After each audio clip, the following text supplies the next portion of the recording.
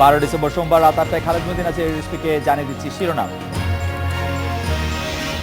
সংসদীয় গণতন্ত্রে রাষ্ট্রপতির ভূমিকার নামমাত্র বললেন প্রধান বিচারপতি।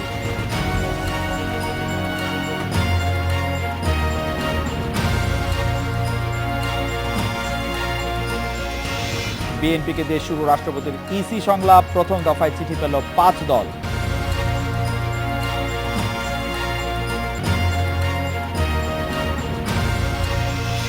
অন্যায়ভাবে উচ্ছেদ হয়েছে সাঁওতালরা, বিচারের আশ্বাস মানবাধিকার কমিশনের।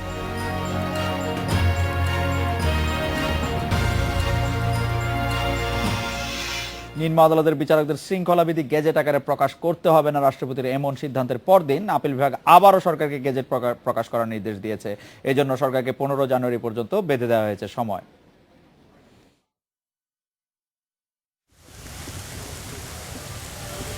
প্রধান বিচারপতি সহ আপিল বিভাগের 8 বিচারকের পূর্ণাঙ্গ বেঞ্চে সকালে শৃঙ্খলাবিধির গেজেট প্রকাশে দেরির ব্যাখ্যা দিতে হাজির হন আইন মন্ত্রণালয়ের 2 সচিব। শুনানির শুরুতেই অ্যাটর্নি জেনারেল মাহবুবে আলম আদালতকে রাষ্ট্রপতির সিদ্ধান্তের কথা জানান। এ সময় প্রধান বিচারপতি সুরেন্দ্র কুমার সিনহা বলেন, রাষ্ট্রপতির নামমাত্র, সংসদীয় গণতন্ত্রে রাষ্ট্রপতির ক্ষমতা খুবই সীমিত। মন্ত্রণালয় থেকে যা পাঠানো হয় তিনি তাতেই সম্মতি দেন। এ বিষয়ে রাষ্ট্রপতিকে ভুল বোঝানো হয়েছে। আইন সচিব আবু সালেহ মোহাম্মদ জহিরুল হকের কাছে ব্যাখ্যা জানতে চান প্রধান বিচারপতি। আইন সচিব বলেন, আদালত যা নির্দেশ দেবেন তাই মেনে নেবেন। অ্যাটর্নি জেনারেল মাহবুবে আলম সাংবাদিকদের জানান, বিষয়টি 15 জানুয়ারি আবারও আদেশের জন্য কার্যতালিকায় আসবে। আদালত আগামী 15 জানুয়ারিতে এটা শুনানির জন্য ধার্য করেছেন। রাষ্ট্রপতির কাছে যেই সামারিগুলো যায় এগুলো বিভিন্ন মন্ত্রণালয় থেকে উদ্ভূত হয়। সেটাই উনি বলতে চান যে এখানে নিশ্চয়ই মন্ত্রণালয়ের যেই ভাবে গেছে রাষ্ট্রপতি সেভাবেই হয়তো সম্মতি দিয়েছেন। এদিকে আইনমন্ত্রী আনিসুল হক সাংবাদিকদের জানিয়েছেন, রাষ্ট্রপতির সিদ্ধান্তের পর এ বিষয়ে তার কথা বলার এখতিয়ার নেই। মহামান্য রাষ্ট্রপতি এই অধ্যাদেশ এর ব্যাপারে তার বক্তব্য জানিয়েছেন এবং সেটা মাননীয় সুপ্রিম কোর্টে জানানো হয়েছে। মহামান্য রাষ্ট্রের উপরে কথা বলার ক্ষমতা আমার নাই।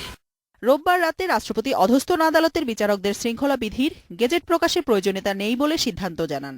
1999 সালে আপিল বিভাগ মাজদার হোসেন মামলার রায়ে অধস্তন আদালতের বিচারকদের চাকরির শৃঙ্খলা সংক্রান্ত বিধিমালা প্রণয়নের নির্দেশনা দেয়। ওই নির্দেশনা অনুযায়ী খসড়া প্রস্তুত করে আইন মন্ত্রণালয় সুপ্রিম কোর্টে পাঠায়। পরে সেটি রাষ্ট্রপতির কাছে পাঠানো হয়। জানাতুল ফেরদাউস, ইন্ডিপেন্ডেন্ট নিউজ, ঢাকা। নিম্ন আদালতের বিচারকদের শৃঙ্খলাবিধি বিষয়ে কথা বলতে এখন আমাদের সাথে আছেন সাবেক আইনমন্ত্রী বিশিষ্ট আইন বিশেষজ্ঞ ব্যারিস্টার শফিক আহমেদ। ব্যারিস্টার শফিক আহমেদ, আমি শুধু প্রধান বিচারপতিকে উদ্ধৃত করে বা আপিল বিভাগকে উদ্ধৃত করে একটি কথাই বলতে চাই, যে যিনি বলছেন যে পার্লামেন্টারি সিস্টেমে রাষ্ট্রপতির নামমাত্র, এই বিষয়টি দিয়ে আসলে তিনি কি বোঝাতে চেয়েছেন, কি বলতে চেয়েছেন, সেটি আমাদের যদি একটু ব্যাখ্যা করেন ব্যারিস্টার শফিক আহমেদ। দেখুন, আমাদের সংবিধানে আর্টিকেল 48-এ রাষ্ট্রপতির ক্ষমতা যখন ইলেকশন হয়ে যায় তখন যেই দল সংখ্যাগরিষ্ঠ ভোট লাভ করে তার নেতাকে মন্ত্রিসভা গঠন করার জন্য আমন্ত্রণ জানানো হয়। এইটা হলো একটা independent power of the president. আর একটা হলো প্রধান বিচারপতি যখন নিযুক্ত হয় তখন তাকে ওথ দেওয়া। এছাড়া আর্টিকেল 48 অনুযায়ী সমস্ত কাজ তাকে প্রধানমন্ত্রীর যে উপদেশ দিবে সে অনুযায়ী করতে হবে। কাজেই এখন এই যে আচরণ এবং শৃঙ্খলা বিধি আমাদের নিম্ন আদালতে যারা বিচারক আছেন, এটা মনে রাখতে হবে যে বিচার বিভাগ কিন্তু নির্বাহী বিভাগ থেকে আলাদা। অতীতে পাবলিক সার্ভিস কমিশনের মাধ্যমে নিম্ন আদালতের বিচারকরা নিযুক্তি লাভ করত, বলা হতো জুডিশিয়াল বিসিএস সার্ভিস। বর্তমানে কিন্তু তাদের এখন বর্তমানে এই নিম্ন আদালতের বিচারকদের নিয়োগ পদ্ধতিটার জন্যই কিন্তু জুডিশিয়াল কমিশন করে করা হয়েছে, অর্থাৎ সুপ্রিম কোর্টের আপিল বিভাগের একজন জ্যেষ্ঠ বিচারপতি, তার চেয়ারম্যান, এবং হাইকোর্টের বিচারপতিরা থাকেন, তাদেরকে নিয়েই একটা কাউন্সিল বা কমিশন গঠন করে লিখিত পরীক্ষা ভাইবা নিয়েই নিম্ন আদালতের বিচারকদেরকে নিয়োগ দেওয়া হয়। অর্থাৎ আগের যে পাবলিক সার্ভিস কমিশনের মাধ্যমে তাদেরকে নিয়োগ দেওয়া হতো সেই পদ্ধতি আর নেই। এক কথায় বলা যেতে পারে যে বিচার বিভাগে নিয়োজিত যারা আছে তারা সম্পূর্ণ একটা আলাদা সার্ভিসে অন্তর্ভুক্ত আছেন বিচার বিভাগীয় কাজে। সেই জন্য তাদের আচরণ এবং শৃঙ্খলা বিধি আমাদের অন্যান্য রাষ্ট্রীয় কাজে গভর্নমেন্ট সার্ভেন্ট আছে, তাদের গভর্নমেন্ট সার্ভেন্টের অ্যাপিল রুলস অনুযায়ী তাদের শৃঙ্খলা বা আচরণ নির্ধারিত হয়। কিন্তু মাছধর হোসেনের মামলা যেহেতু বিচার বিভাগকে আলাদা করার জন্য বলা হয়েছে এবং অনেকগুলো নির্দেশনা দেওয়া হয়েছে, তার মধ্যে নিম্ন আদালতের বিচারকদেরও কিন্তু তাদের আচরণ শৃঙ্খলা বিধি করার জন্য আলাদাভাবে করতে হবে। সেই উদ্দেশ্যেই কিন্তু আইন মন্ত্রণালয় এবং মহামান্য সুপ্রিম কোর্টের মিলিত প্রচেষ্টায় এই আচরণ এবং শৃঙ্খলা বিধিটি করা হয়েছে। এবং এটা নিয়ম হলো সেটা আইন মন্ত্রণালয়ের মাধ্যমে নোট ভার্বেল দিয়ে এটাকে পাঠানো হবে মাননীয় প্রধানমন্ত্রী হয়ে রাষ্ট্রপতির এখানে যাবে। রাষ্ট্রপতি এটাকে সই করলে পরে এটা গেজেট করা হবে, তারপরে এই বিধিটার কার্যকরিতা আসবে। তো আমার মনে হয় যে এখানে কোথায় মাননীয় প্রধান বিচারপতি বলেছেন যে তাকে ভুল বোঝানো হয়েছে। আমার মনে হয় এই ভুল বোঝাবুঝির কোনো অবকাশ নাই। যদি ভুল বোঝাবুঝি হয়ে থাকে সেটা নিরসন হয়ে যাবে। এবং বিশেষ করে এই যে বিচার বিভাগীয় যারা নাকি বিচারক আছেন নিম্ন আদালতে, তাদের আচরণ এবং শৃঙ্খলা বিধিটা অচিরেই আমার মনে হয় মাননীয় রাষ্ট্রপতি তার স্বাক্ষর করে দিলেই এটা গেজেট আকারে ছাপা হবে এবং তখন কার্যকরিতা আসবে। যে ব্যারিস্টার শফিক আহমেদ, আপনি খুব সুন্দর করে প্রাসঙ্গিকভাবে প্রেক্ষাপটটি বর্ণনা করলেন। আমরা একটু জানতে চাইছি যে মহামান্য রাষ্ট্রপতি যখন এই বিধিমালা 2007 সংশোধন পর্বে সুপ্রিম কোর্টের প্রস্তাবিত খসড়া বাংলাদেশ গেজেটে প্রকাশে প্রয়োজনীয়তা নেই এই সিদ্ধান্ত দিলেন, তখন কি এটি মনে করবার কোনো কারণ আছে যে এটি রাষ্ট্রপতির সিদ্ধান্ত? আমরা কি ধরেই নিতে পারি না যে এই সিদ্ধান্তটি আসলে আমাদের সংবিধান অনুসারেই মাননীয় প্রধানমন্ত্রীর পরামর্শক্রমে তিনি এটি করেছেন? এখানে কি আর মানে চিন্তার আর কোনো অবকাশ আছে কিনা যে মহামান্য রাষ্ট্রপতি এটি ইন্ডিপেন্ডেন্ট ভাবে এই সিদ্ধান্ত দিয়েছেন? এটা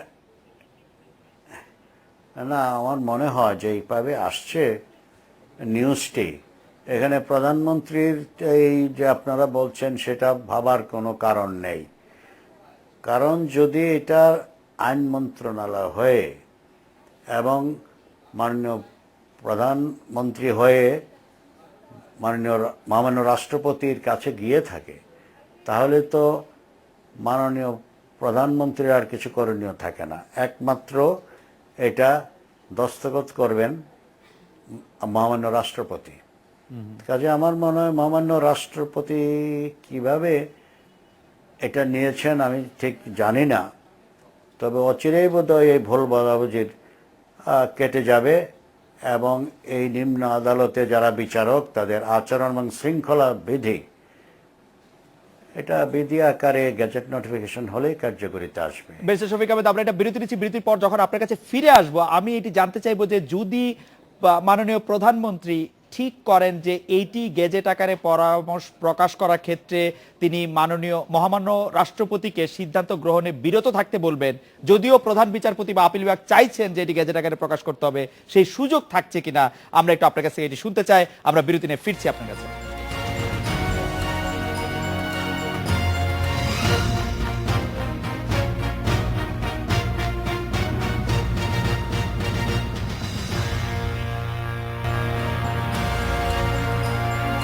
জি, ব্যারিস্টার শফিক আহমেদ, আমরা জানতে চাইছিলাম যে যদি আমরা একাডেমিক ইন্টারেস্টে ধরে নেই যে মাননীয় প্রধানমন্ত্রী মহামান্য রাষ্ট্রপতিকে বলছেন যে এই গেজেট নোটিফিকেশনের দরকার নাই, সেই সিদ্ধান্তই আপনি দেন, সেই ক্ষেত্রে প্রধান বিচারপতির এই সিদ্ধান্ত আবার পুনর্বিবেচনা করতে মহামান্য রাষ্ট্রপতি বাধ্য কিনা, বা তিনি কি করবেন? দেখুন, আমার যে অভিজ্ঞতা সেটা বলছি, এই আচরণ এবং শৃঙ্খলা বিধিটি প্রথমে আইন মন্ত্রণালয়ে ড্রাফটিং হয়েছে, তারপর সুপ্রিম কোর্টে পাঠানো হয়েছে। সুপ্রিম কোর্টের মাননীয় বিচারপতিরা এটা দেখে যেখানে যেখানে সংশোধন করা দরকার পরিবর্তন করেই নিশ্চয়ই আবার আইন মন্ত্রণালয়ে পাঠিয়েছে। নিয়ম অনুযায়ী আইন মন্ত্রণালয় এটা পাঠাবে আমাদের মাননীয় প্রধানমন্ত্রীর অফিসে নোট বারবন্দি। এখন মাননীয় প্রধানমন্ত্রী ইচ্ছা করলে এটা পাঠাতে পারেন, না হলে ফেরত দিতে পারেন। কিন্তু মাননীয় প্রধানমন্ত্রী যদি এটা মহামান্য রাষ্ট্রপতির কাছে পাঠায়, ওনার সই করা ছাড়া তো আমি আর কোনো সাংবিধানিক বিধান দেখছি না। অথবা কোনো যদি উনি মনে করেন তাহলে এটা ফেরত পাঠিয়ে দিতে পারেন, একটা হয়তো স্পষ্টীকরণ চাওয়া। কিন্তু তাছাড়া সরাসরিভাবে যে নিউজটি আসছে যে উনি বলছেন এটার প্রয়োজন নাই, এটা কতটুকু সঠিক আমি ঠিক বলতে পারবো না। কিন্তু এই ধরনের বলার তো আমার মনে হয় না কোনো অবকাশ আছে। আপনি মনে করছেন যে মাননীয় প্রধানমন্ত্রী এটি চাইলেও প্রধান বিচারপতির কাছে বা বিচারপতিদের কাছে ফেরত পাঠাতে পারতেন যে আপনারা এটি এই ক্ষেত্রে স্পষ্টীকরণ করেন, কিন্তু রাষ্ট্রপতি জি আইন মন্ত্রণালয় এটা আসলে আইন মন্ত্রণালয়ে আসতো, রাইট। আইন মন্ত্রণালয়কে হয়তো নির্দেশনা দিত যে অন্য আরো কোনো আলোচনা আছে কিনা সুপ্রিম কোর্টের সাথে। কিন্তু একবার এটা প্রধানমন্ত্রীর অফিস থেকে মহামান্য রাষ্ট্রপতির দপ্তরে গেলে সেখান থেকে উনি প্রয়োজন নয় বলে রেখে দিবেন, এটা আমার কাছে কেমন একটু মনে হচ্ছে আর কি। এটা আমার কাছে গ্রহণযোগ্য হচ্ছে। কিন্তু ব্যারিস্টার শফিক আহমেদ, ফ্যাক্টরিমের যে ঘটনাটি ঘটেছে, এবং আমাদের মহামান্য রাষ্ট্রপতি একজন রাষ্ট্রপতি শুধু নন, রাজনীতিবিদ, তিনি একজন আইনজীবীও বটেন, এবং তিনি সংবিধানের অন্যান্য বিষয়গুলি সম্পর্কে যে স্পিকার ছিলেন, ভালো খোঁজ খবরই রাখেন। এটি ঘটেছে, তাহলে এটি কি করে ঘটলো? রাইট। না, দেখুন, আমাদের সংবিধানে যে বিধানটি আছে অনুচ্ছেদ 48, সেখানে তো বলা আছে যে যখন নাকি একটা ইলেকশন হয়ে যায় দেশের, যেই দল সংখ্যাগরিষ্ঠ তার নেতাকে ডাকবে মন্ত্রিসভা গঠন, এবং সেখানে ওথ অ্যাডমিনিস্ট্রেট করবেন উনি। আর মাননীয় প্রধান বিচারপতি নিয়োগের পরে ওথটা অ্যাডমিনিস্ট্রেট করেন। কিন্তু অন্য কোনো ব্যাপারে তো ওনার নিজস্ব কোনো ক্ষমতা বলে এই ধরনের আদেশ দিবেন বলে আমার মনে হয় না। এটা কোথাও একটু ভুল বোঝাবুঝি আছে বা রিপোর্টিংও ভুল আসতে পারে। ব্যারিস্টার শফিক আহমেদ, আপনাকে অনেক ধন্যবাদ। ব্যারিস্টার শফিক আহমেদকে শুনছিলেন এই ব্যাপারে। একটি বিরতি নিচ্ছি, ফিরছি তারপরে।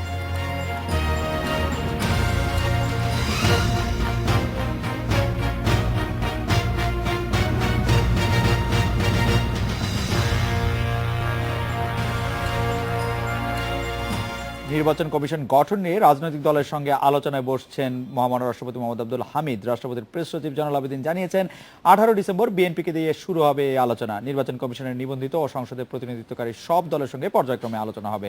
বিএনপির সিনিয়র যুগ্ম মহাসচিব রুহুল কবির রিজভী বঙ্গভবনে চিঠি পাওয়ার কথা জানিয়েছেন। দলীয় ফোরামের কথা বলে আলোচনা বিষয় ঠিক করা হবে বলে জানিয়েছেন তিনি। 20 ডিসেম্বর সংসদের প্রধান বিরোধী দল Jatiya Party, 21 December liberal democratic party LDP ও কৃষক শ্রমিক জনতা লীগের সঙ্গে বসবেন রাষ্ট্রপতি। 22 ডিসেম্বর বৈঠক হবে জাতীয় সমাজবাদী দল জাসদের সঙ্গে।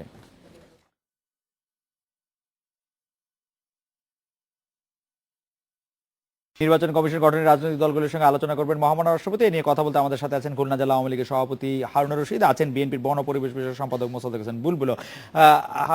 জনাব হারুনুর রশিদ, আমরা জানতে চাইবো যে নির্বাচন কমিশন গঠন নিয়ে যে রাজনৈতিক দলগুলোর সাথে যে আলোচনা করা হচ্ছে, তাতে এখন পর্যন্ত আমরা যে 5টি দলের নাম পাচ্ছি, তাতে আওয়ামী লীগের নাম কেন নেই? আওয়ামী লীগের সাথে আলোচনা করার দরকার মহামান্য রাষ্ট্রপতি কেন অনুভব করছেন না?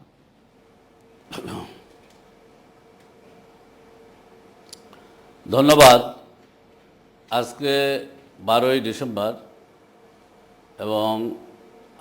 এবং এই স্বাধীনতা যুদ্ধ আমাদের 30 লক্ষ আমাদের 30 লক্ষ লোক শহীদ হয়েছিলেন, 2 লক্ষ মা বোন সম্ভ্রম দিয়েছিলেন এবং অবশেষে আমরা 16ই ডিসেম্বর বিজয় অর্জন করেছিলাম। জাতির জনক বঙ্গবন্ধু শেখ মুজিবের নির্দেশে বাংলার দামাল ছেলেরা সেই দিন স্বাধীনতা যুদ্ধে অংশগ্রহণ করে দেশকে স্বাধীন করেছিল। এবং আপনারা জানেন যে সেই দিন বাংলাদেশের সংবিধান ছিল না। মুজিবনগর যে সরকার ছিল, মাননীয় আমাদের জাতির জনক যে সময় কারাগারে অভ্যন্তরীণ অবস্থায় তার অবর্তমানে একটা সরকার ছিল মুজিবনগরের মেহেরপুর আম্রকাননে। সৈয়দ নজরুল ইসলাম উপরাষ্ট্রপতি, জনাব তাজউদ্দিন আহমেদ প্রধানমন্ত্রী, এই যে ক্যাবিনেট তাদের নেতৃত্বে কিন্তু দেশটা স্বাধীন হয়েছিল। স্বাধীনতার পরে এই দেশে সংবিধান ছিল না। 10ই জানুয়ারি 1972-এ না জনাব হারুন রশিদ, দেশে ফেরার পর জনাব হারুন রশিদ, আমরা যদি আজকে ফিরে আসি আজকের ঘটনায়, যে আপনি রাষ্ট্রপতি যে দলগুলিকে ডাকছেন তার মধ্যে আওয়ামী লীগের নাম কেন নেই? যে আমি বলছি আমি একটা লাইন বলে আমি বলছি যে বাংলাদেশের সংবিধান ছিল না। সেই সংবিধান সে সময় বঙ্গবন্ধুর মুক্তির পরে এই দেশে MNA MP যারা ছিলেন তাদেরকে সবাইকে MCA করে, মেম্বার কনস্টিটিউয়েন্ট অ্যাসেম্বলি করে একটা সংবিধান করা হয়েছিল। সেই সংবিধানে দেশ চলছে এবং আপনারা জানেন রাষ্ট্রপতি হলো সংবিধানের রক্ষক, হি ইজ দ্য সংবিধানের প্রোটেক্টর। জি, সেই জন্যই রাষ্ট্রপতি সকলের সাথে আলোচনা করতে চান। বিধিসম্মত উপায়ে যারা প্রস্তাব দিবেন সেই প্রস্তাব অবশ্যই রাষ্ট্রপতি গ্রহণ করবেন। আর বিধি বহির্ভূত এবং নির্বাচন কমিশনকে ভণ্ডুল করার জন্যে যদি কোনো রাজনৈতিক দল ইচ্ছাকৃতভাবে কোনো প্রস্তাব দেন, অবাস্তব প্রস্তাব, যে প্রস্তাব হয়তো মহামান্য রাষ্ট্রপতি গ্রহণ করতে পারবেন না, সেই কারণেও কিছু কিছু রাজনৈতিক দল আছেন যারা এই দেশে ভালো নির্বাচন চান না, ভালো নির্বাচন। আওয়ামী লীগ কি এই কারণে বাদ পড়লো? তারপরেও আমরা আশাবাদী না, আওয়ামী লীগ বাদ পড়বে না। আওয়ামী লীগের টাইম উইল কাম, যে সময় আওয়ামী লীগ ফিল করবে সেটা আওয়ামী লীগ অবশ্যই যাবে। আওয়ামী লীগ কেন বাদ পড়বে? আওয়ামী লীগ তো বাদ পড়া, আওয়ামী লীগকে ডাকা হয়নি, আওয়ামী লীগ এখনো ডাকা হয়নি, ডাকা হয়তো হবে। হ্যাঁ, সিরিয়ালটি কিভাবে ঠিক করা হলো, মানে ডাকা হয়নি কেন? মানে মহামান্য রাষ্ট্র যে ডাকা হয়নি কেন সেটা জানতে চাইছিলাম। মহামান্য রাষ্ট্রপতি ডাকেনি কেন? জি না, এটা তো মহামান্য রাষ্ট্রপতির ব্যাপার। এটা তো ধরেন আমি একটা জেলা লেভেলের বা একটা আওয়ামী লীগের জেলা পর্যায়ের একজন নেতা, মহামান্য রাষ্ট্রপতি কখন ডাকবেন, কখন কাকে ডাকবেন না, এটা তো আমার পক্ষে তো বলা সম্ভব না। কিন্তু আমি জানি মহামান্য রাষ্ট্রপতি একজন আউট অ্যান্ড আউট ডেমোক্রেট এবং আউটস্পোকেন, এবং তিনি সংবিধানের রক্ষক। তিনি অবশ্যই তার দায়িত্ব তিনি সঠিকভাবে সবাইকে নিয়ে পালন করবেন। আমরাও সেটি আশা করি মহামান্য রাষ্ট্রপতি এমনটি করবেন। ধন্যবাদ জনাব হারুন রশিদ। আমি জনাব মোসাদ্দেক হোসেন বুলবুল, আপনার কাছে জানতে চাইবো যে বিএনপি যে ধরনের সহিংস রাজনীতির মধ্যে ছিল, সেই সহিংস রাজনীতি পরিহার করে যখন প্রস্তাবনা রাজনীতিতে ফিরে আসলো, তখন দেখা গেল যে তারা বলছিল যে যেগুলি হবে না সেগুলি হচ্ছে। আপনারা খুশি কিনা? মহামান্য রাষ্ট্রপতি আপনাদেরকে ডেকেছেন, আপনাদের প্রস্তাব শুনতে চাইছেন। জনাব মোসাদ্দেক হোসেন বুলবুল, আপনারা সেই সহিংস রাজনীতির জন্য নিজেরা অনুতপ্ত কিনা? ধন্যবাদ ইন্ডিপেন্ডেন্টকে এবং দর্শক ভাইদেরকে, ভাই বোনদেরকে। এবং আজকে বিজয়ের মাস, 30 লাখ শহীদের প্রতি আমি শ্রদ্ধা জ্ঞাপন করছি এবং আগামীকাল ঈদে মিলাদুন্নবী, এজন্য আগাম অভিনন্দন দিয়ে আমি আমার বক্তব্য বলছি যে আমরা সহিংস আন্দোলন করিনি, এটি ভুল ধারণা। সহিংস আন্দোলন সরকার তার স্যাবোটেজের মধ্য দিয়ে বাংলাদেশে একটা সহিংস রূপ সৃষ্টি করেছে, যেটি 96 সালে তারা করেছিল। রাইট, কিন্তু বুলবুল ভাই আপনারা আন্দোলনটি থেকে যখন, অবরোধ থেকে যখন নিজেদেরকে প্রত্যাহার করে নিয়ে আসছেন, তখন আর বিষয়টি সহিংস নাই, এর কারণ কি? মানে আপনারাই এক ধরনের আন্দোলন যখন করেছেন তখন সহিংস ছিল, এখন আরেক ধরনের আন্দোলন করছেন তখন আর এটি সহিংস নাই। প্রবলেমটি তো আপনাদের, সরকারের তো না। না, সহিংস বলতে যে না, প্রশ্ন আমাদের, আমরা কৌশল, রাজনীতিতে বিভিন্ন কৌশল অবলম্বন করতে হয়। রাইট। সেই কৌশলের মধ্যে কখনো তৎকালীন গরম সময়ে কখনো নরম। আমরা মিছিল, মিটিং এবং জনগণকে সম্পৃক্ত করে রাইট। কখনো এই হার্ড লাইনের নির্বাচন কমিশন যে একটা অবৈধ নির্বাচন এখানে পাশ করলো, সেই বিরুদ্ধে আমরা প্রতিবাদ জানিয়েছিলাম জি। এবং সেটি দীর্ঘদিন যাবৎ এই প্রতিবাদ বাংলাদেশে সৃষ্টি হয়েছে এবং আমার বিশ্বাস যে আন্দোলন সংগ্রাম, রাইট। স্বাধীনতা সংগ্রামে যেভাবে বাংলাদেশের মানুষ ঝাঁপিয়ে পড়েছিল Right. এই অবৈধ সরকারের বিরুদ্ধে ঠিক ঝাঁপিয়ে সেই পড়েছিল। হার্ডলাইন সফট হয়ে গেল কেন? এইখানে সরকার আজকে কর্ণপাত না করে হার্ড Right. লাইনে আমরা রাজনীতির এখন আগামী নির্বাচন কমিশনকে শক্তিশালী করার জন্য, সেই হার্ডলাইন কেন সফট, নির্বাচন কমিশন সেই হার্ডলাইন সফট হয়েছে বলে বুলবুল ভাই আমি খুব কৃতজ্ঞ আপনাদের কাছে, কিন্তু সেই হার্ডলাইনটা সফট কেন হলো আসলে?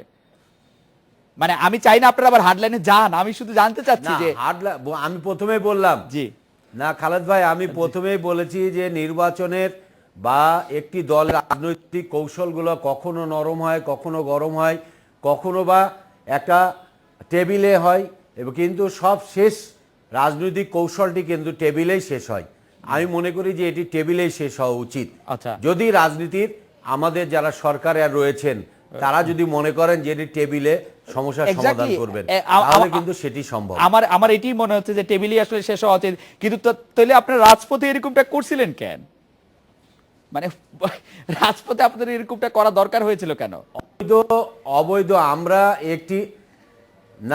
একটি অবৈধ নির্বাচন কমিশন, যে নির্বাচন কমিশন ঘর জামাইয়ের মতো ব্যবহার করেছে, রাইট। এই অবৈধ সেই নির্বাচন কমিশনকে আমরা কিভাবে এই অবৈধ নির্বাচনকে শক্তিশালী করার জন্য যে সরকারই থাকুক না কেন, যে নামেই সরকার থাকুক না কেন, আমরা নির্বাচন কমিশনের চাই শক্তিশালী একটা ভূমিকা। আজকে ইংল্যান্ডে যেমন নির্বাচন কমিশন শক্তিশালী ভূমিকা রাখে, আজকে আমেরিকার নির্বাচনে আপনারা দেখেছেন তার নির্বাচনী কৌশলগুলো এবং নির্বাচন কমিশনের ভূমিকা। আমাদের পার্শ্ববর্তী দেশ ইংল্যান্ড আমেরিকাতে কি শুধু প্রতিষ্ঠানগুলি কি করে সেটা দেখেন, নাকি যারা বিরোধী দলে থাকে তারা কি করে সেটাও দেখেন? মানে দুইটা দেখলেই সুবিধা হয় আর কি। মানে ইংল্যান্ড আমেরিকা বিরোধী দল, সরকার এবং বিরোধী দল, বিরোধী দল এটা দেখেন সরকার এবং সরকার না অবশ্যই। আমরা তো এর আগেও দুইটা নির্বাচন হয়েছে, সেই নির্বাচনে ওয়েলকাম জানিয়েছি এবং দুইটা নির্বাচনে আমরা পরাজয় বরণ করেছি এবং দুইটা নির্বাচনে আমরা জয় অর্জন করেছি। অবশ্যই আমরা সেটি দেশনেত্রী বেগম খালেদা জিয়া অবশ্যই দেশের গণতন্ত্র স্বার্থে আজকে জাতীয়তাবাদী শক্তির পক্ষ থেকে তিনি আজকে সংসদীয় গণতন্ত্র সৃষ্টি করেছেন। আজকে জিয়াউর রহমান বহুদলীয় গণতন্ত্র সৃষ্টি করেছেন। বেগম জিয়া সংসদীয় গণতন্ত্র সৃষ্টি করেছেন, এটা একটু বেশি বলা হলো। সম্ভব হতো। বেগম জিয়া সংসদীয় গণতন্ত্র সৃষ্টি করতে চাননি আসলে, সেটি সকলের সকলের সম্মিলিত সিদ্ধান্ত ছিল, তিনি এটি মেনে নিয়েছেন মাত্র।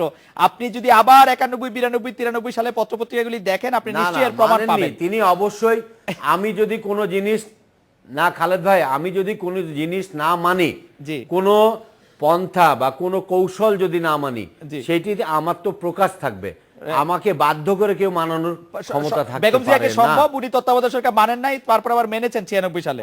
যাই হোক বলবো আপনাকে, আমাদের সময় শেষ হয়ে গেছে। আমরা আশা করি সরকার মানেন নাই, কিন্তু এখন তো বর্তমান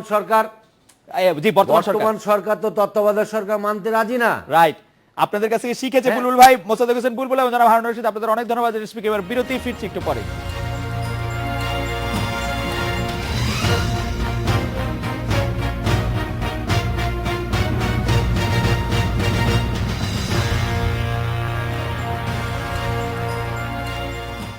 গাইবান্ধায় গোবিন্দগঞ্জে অন্যায়ভাবে সাঁওতালদের উচ্ছেদে জড়িতদের বিচারের আওতায় আনার আশ্বাস দিয়েছেন জাতীয় মানবাধিকার কমিশনের চেয়ারম্যান কাজী রিয়াজুল হক। এদিকে সাঁওতালদের বাঙালি দুষ্কৃতিকারী বলায় হাইকোর্টে হাজির হয়ে নিঃশর্ত ক্ষমা চেয়েছেন গাইবান্ধার জেলা প্রশাসক। গাইবান্ধার পুলিশের বিশেষ শাখার সুপারকেও 2 জানুয়ারি তলব করেছে আদালত। এ নিয়ে কথা বলতে আমাদের সাথে আছেন উত্তরাঞ্চল প্রধান হাসিবুর রহমান বিলু ভাই।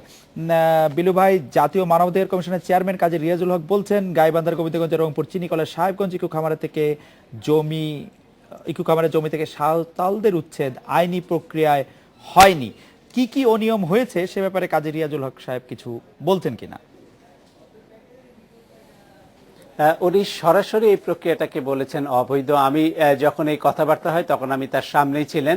তিনি বলছিলেন যে কাউকে উচ্ছেদ করবার জন্য অবশ্যই আইনিত কিছু ব্যবস্থা নিতে হবে, বিশেষ করে এই ধরনের বিরোধপূর্ণ জমি থেকে যদি কাউকে উচ্ছেদ করতে হয় তবে অবশ্যই আদালতের পারমিশন নিতে হবে বা আদালতের আদেশ লাগবে। সেক্ষেত্রে এইখানে কিছুই করা হয়নি এবং তিনি মনে করেন যে এইখানে প্রশাসন একটি পক্ষপাত নিয়ে একটি পক্ষ নিয়েছেন, যে কারণে এই ধরনের অনাকাঙ্ক্ষিত ঘটনাটি ঘটেছেন। এবং তিনি বলেছেন যে এই উচ্ছেদ প্রক্রিয়া খুব অমানবিকই ছিল, বিশেষ করে উচ্ছেদের পরপরই তাদের ঘর বাড়ি জ্বালিয়ে দেওয়ার ঘটনাটাও তাকে মর্মাহত করেছেন এবং তিনি বলেছেন যে এটি দেশের প্রচলিত আইনে একেবারেই পরিপন্থী। সে কারণে তিনি এই ঘটনাটিকে সুষ্ঠু বিচারের জন্য আশ্বাস দিয়েছেন। আর খালেদ ভাই, আপনাকে আরেকটা বিষয় জানিয়ে রাখি। বিলু ভাই, আপনি এই বিষয়টি বলার আগে আমি একটি কথা বলি। ওই দিনকার ঘটনাটি নিয়ে যখন বলা হয় তখন সবসময় এই কথা বলা হয়েছে যে সাঁওতালরা তীর ধনুক নিয়ে সেখানে এসেছিলেন। আজকে যখন কাজী রিয়াজুল হক সেখানে এসেছিলেন তখনও সাঁওতালরা তার সাথে দেখা করেছেন তীর ধনুক নিয়ে। আমরা আপনার পিছনে দেখতে পাচ্ছি তীর ধনুক নিয়েই তারা দাঁড়িয়ে আছেন। তাদের কেউ কি আমাদের সঙ্গে একটু কথা বলতে চান কিনা যে তারা এই মুহূর্তে কি চাচ্ছেন এবং তারা মানবাধিকার কমিশনের চেয়ারম্যানের আশ্বাসে বা কারো আশ্বাসেই বড় ভরসা পাচ্ছেন কিনা? জি খালেদ ভাই, আমি এইরকম একজনকে এখনই নিচ্ছি যারা এখানে পাহারা দিচ্ছে। তার আগে আপনাকে একটু জানিয়ে রাখি যে যারা তীর ধনুক নিয়ে আমার পেছনে দাঁড়িয়ে আছেন তারা মূলত এই এলাকাকে তাদের নিরাপত্তা প্রায় 200 কর্মী প্রত্যেক রাত্রিতে এখানে পাহারা দেন এবং তারা এরকম বিভিন্ন মোড়ে মোড়ে যেসব দোকান আছে বা রাস্তার মোড় আছে সেখানে এইভাবে পাহারা দেয়। আপনি যদি একটু খেয়াল করে দেখবেন যে যারা এখানে এসে তার প্রতি কিছু বৃদ্ধরাও আছে, পর্যায়ক্রমে সবাই এই পাহারা দিচ্ছে। কারণ 2-3 দিন আগেও যেটি এখানে যে গির্জাঘর আছে তার সামনে রাত্রিবেলা ইট পাটকেল নিক্ষেপ করে ভয় ভীতি দেখানো হয়েছে, যেখানে তাদের অনেকেই সরে এসেছে। আমি আমার পাশে যে তাদের একজনকে কথা যে এই ঘটনায় আজকে যে কাজী রিয়াজুল ইসলামকে কথাটি বলেছেন তার পরিপ্রেক্ষিতে তাদের মধ্যে আস্থা কতটা তারা ভরসা পেয়েছে তার এই কথা। আমি সেই বিষয়টা নিয়ে একটু কথা বলতে চাচ্ছি। আমার পাশে যিনি আছেন, একটু আপনি আমার পাশে বসেন। আজকে তো এখানে মানবাধিকার কমিশনের চেয়ারম্যান এলেন, আপনারা তো দেখেছেন তিনি আপনাদেরকে নির্ভয় করেছেন, অনেকটা আস্থার কথা বলেছেন। আপনারা কি মনে করেন যে এই জায়গাতে তার এই কথা থেকে কতটা আপনারা ভরসা পেয়েছেন, কতটা মনে হয়? আমরা এখানে কথার উপর অনেক যেটুকু ভরসা পেয়েছি, ভালো পেয়েছি, কিন্তু স্থানীয় ভাবে আমাদের যে এখন যে একটা ভয়ভীতি আমাদের মনের মধ্যে যে একটা আতঙ্ক এখনো আছে, সে আতঙ্কটা তো ওনারা দূর করতে পারবে না। এখন স্থানীয়ভাবে যে আমাদের উপর একটা আতঙ্ক, যেমন গত 3-4 দিন আগে আমাদের উপর যে রাত্রেবেলা হঠাৎ করে যে প্যাটকেল করা হয়েছে, পরে আমরা পাশের জমিতে আমরা বাগান এনেছি, সেখানেও অনেক ভয়ভীতি, যে জমিওয়ালা ছিল তাকেও অনেক ভয়ভীতি দেখানো হয়েছে। তারপরে সে জমিওয়ালাকে আমরা অনেক রিকোয়েস্ট করছি, তাকে হাত ধরে অনুরোধ করেছি, তাকে এই কথার উপর তাকে মানাতে পারিনি। অবশেষে সে ওই জমিতে আবাদ করলে তাকে আমরা টাকা দিয়েছি, যে ফসলটা হবে তার বিনিময়ে তাকে আমরা টাকা দেবো। খালেদ ভাই, এইরকম পরিস্থিতির কথা কিন্তু এখানে যারা আরো আছেন, যেমন একই ঘরের মধ্যে 7-8 জন করে বসবাস করছেন, তারাও একই কথাই বলেছেন যে তারা বিশ্বাসের জায়গাটা অনেকটাই দুর্বল হয়ে গেছে। বিশেষ করে এই হামলার পরে তাদেরকে হুমকি ধুমকি দেওয়ার ফলে তারা চায় সবাই সংঘবদ্ধভাবে একত্রিত থাকবার জন্য। আর একটা বিষয় জানিয়ে রাখি যে আপনি জানেন যে উচ্চ আদালতের একটা নির্দেশনা রয়েছে যে তাদের স্বাভাবিক চালচলনে কোনো বাধাগ্রস্ত করা যাবে না। এখানে কিন্তু সেই কাঁটাতারের নাড়া দিয়ে তাদের বাধাগ্রস্ত করেই রাখা হয়েছে এবং আমার পাশে যাদেরকে দেখছেন তারা সবাই কিন্তু কাঁটাতারের বাইরে রয়েছে এবং তাদের চলাফেরায় শুধু বিঘ্ন না, তাদের অনেকেই অভিযোগ করেছেন যে পুলিশ তাদের গলায় একেবারে ধারালো জিনিস ধরিয়ে তাদের ভয় দেখিয়েছে। সে কারণে অনেকে এখন আর বিলু ভাই আপনাকে ধন্যবাদ। আমরা আপনার কথা কিছুটা বুঝতে পারছি, কিছুটা একটু ইয়ে হচ্ছে। যাই হোক, আমরা এই ছিল আজকের এই আমন্ত্রণ আমাদের পরের আয়োজন।